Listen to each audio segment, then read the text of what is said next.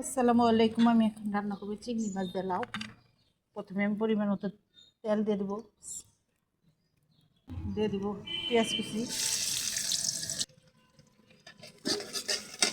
আমার পেঁয়াজ ভাজা হয়ে গেছে, এখন আমি চিংড়ি মাছগুলো ছেড়ে দেবো।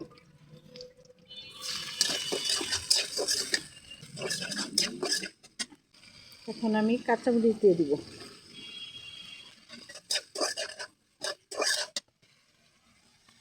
অল্প পরিমাণে ধনিয়া গুঁড়ো দিব,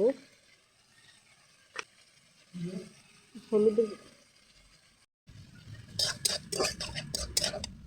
আমি লাউয়ের তরকারিতে শুকনো মরিচের গুঁড়া দিই না। এখন দিয়ে দেবো পরিমাণ মতো লবণ।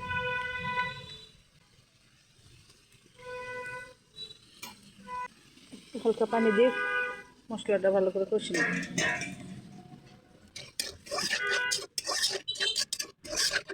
শুধু ধনিয়ার গুঁড়া আর হলুদের গুঁড়া দেই, আর কাঁচামরিচ বেশি করে কাঁচামরিচ দিয়ে দিছি। মশলা কষানো হয়ে গেছে, এখন আমি লাউগুলি ছেড়ে দেবো। আমি লাউ কেটে ধুয়ে পরিষ্কার করে রেখে দিয়েছি, একদম টাটকা লাউ।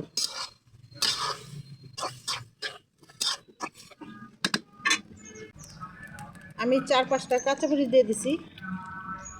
আমার লাউটা একটু এখন একটু পরিমাণ পানি দিয়ে দিব।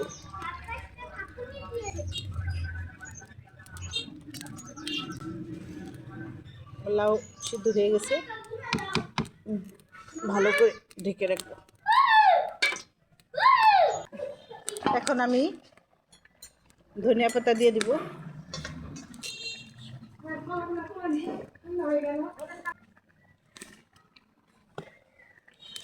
লাউ তরকারি এখন আমি চুলা থেকে নামিয়ে ফেলব।